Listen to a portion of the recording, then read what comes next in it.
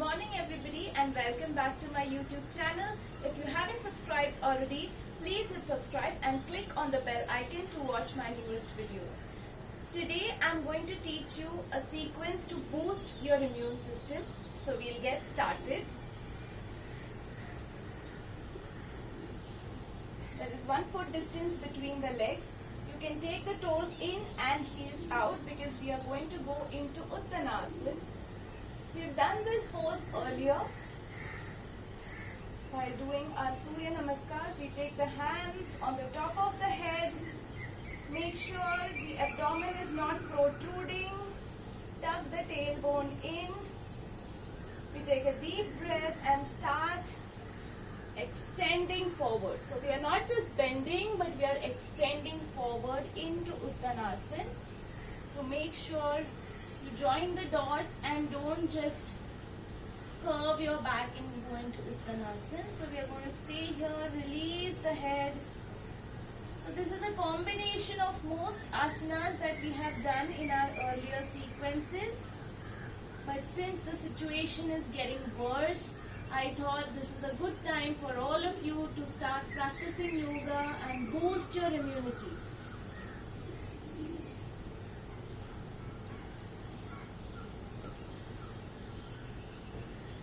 Feel the stretch at the back of the legs. Place the palms on the floor.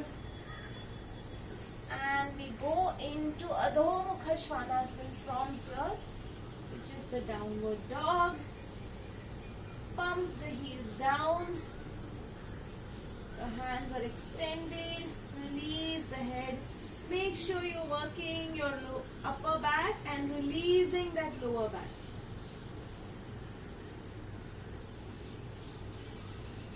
In each asana, we are going to try and stay for 3 minutes maximum.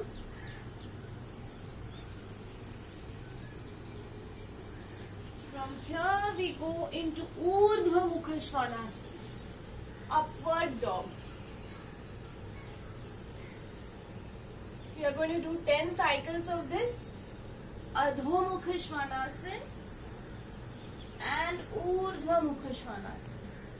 I'm going to show you 5, but I want you to continue to do those 10 at home.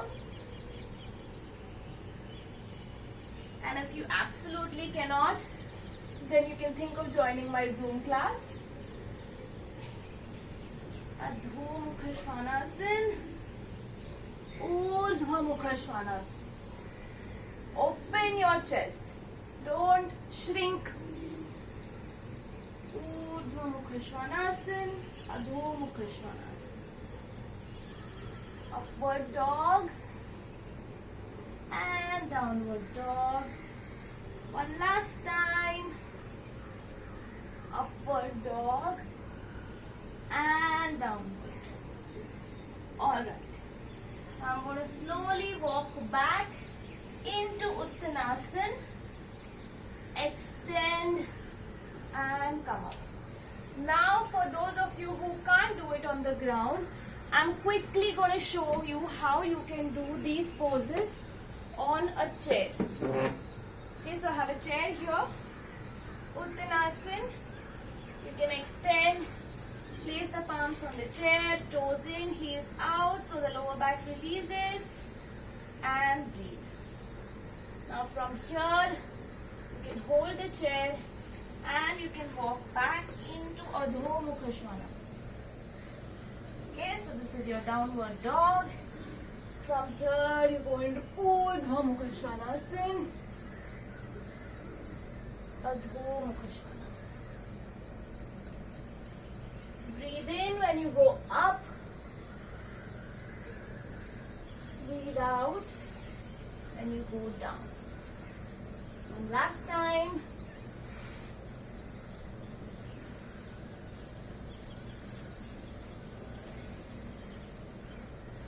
So you have no excuses to not do these poses. We have a chair here.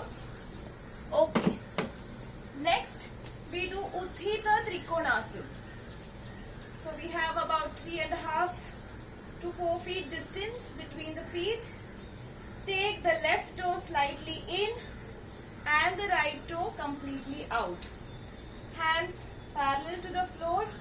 I'm going to lift the right hand, extend, go down, place the palm on my shin, and the other hand goes up.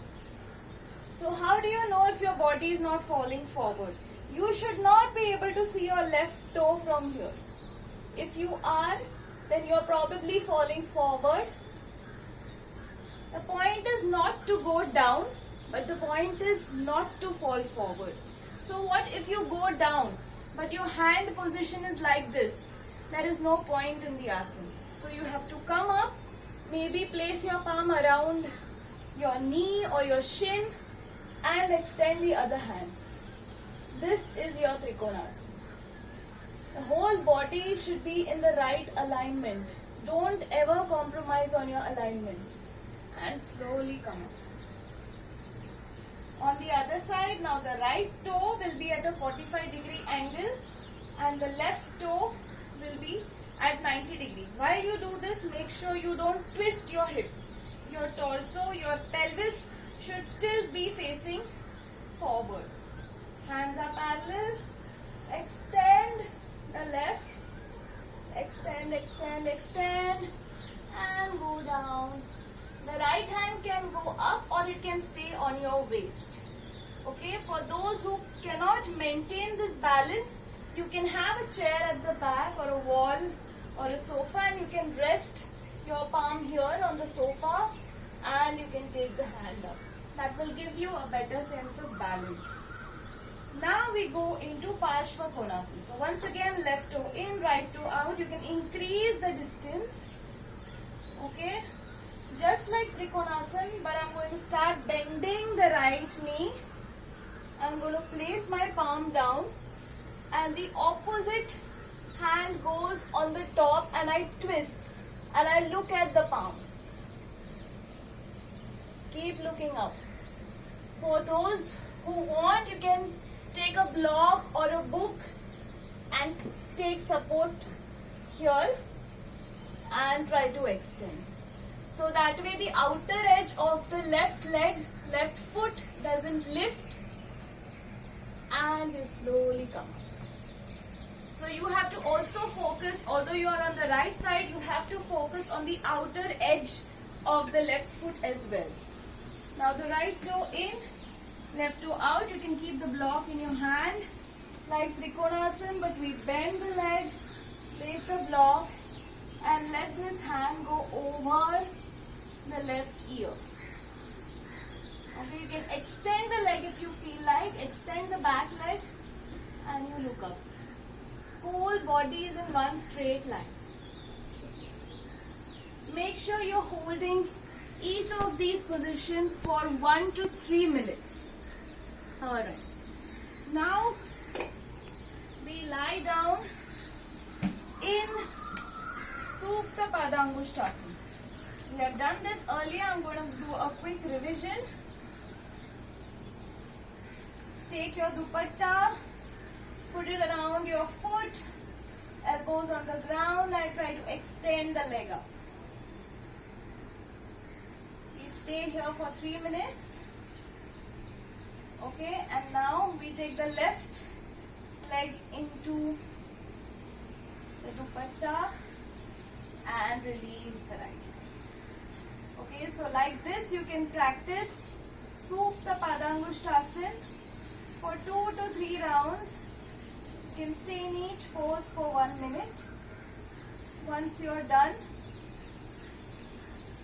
you can hold both the feet up into Urdhva Prasarita Paduttanasana. If you are getting some pain in your lower back, you can use your palms. Otherwise, the palms can be beside the body.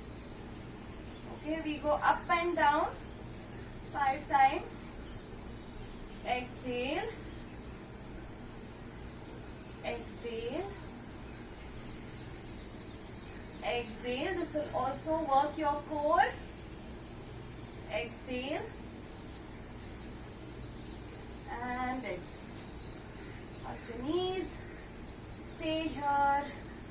And slowly come up. Okay. Next, we do Shirshasana, but I'm not going to make you go into a full Shirshasana today. This is for those who cannot do the headstand. I'm going to show you the alignment in Bhushirasana, which is as good as Shirshasana. It's just that you're not taking your legs up. It's a preparatory pose. So you're going to interlock the fingers. Make sure the interlock is strong. Rest the crown of your head before the interlock. And now you have to just straighten your knees and walk towards your feet. So I want you all to practice and keep pushing the shoulders up. Don't let the shoulders go down. Keep pushing them up. You see the alignment? So when your shoulders are strong, the weight doesn't come on your head or your neck. The head and the neck are released. Keep pressing the elbows. And relax. Slowly come up. So this is for those who absolutely cannot do Shirshasana. You can start working with your preparatory poses. Next, we do Supta Virasana. So in Virasana, I'm rolling the calves out. The toes are pointing backward, lifting my chest up. If you can't go all the way down, you can place 3 or 4 pillows and lie down on that, or you can take a chair and you can lie down on the chair. I'm going to go all the way down, placing my elbows and relaxing. So I'm just going to take a quick break of 5 seconds.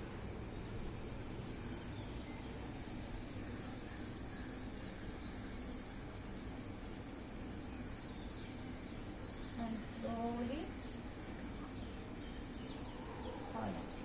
Next, we do Sarvangasana. So for Sarvangasana, you can do it against the chair again, or you can do it while lying down. I'm going to lift my legs up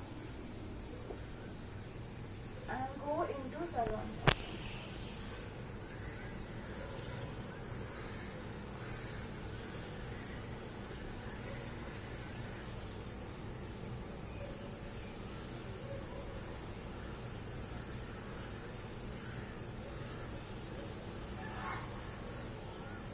Going to Halasana.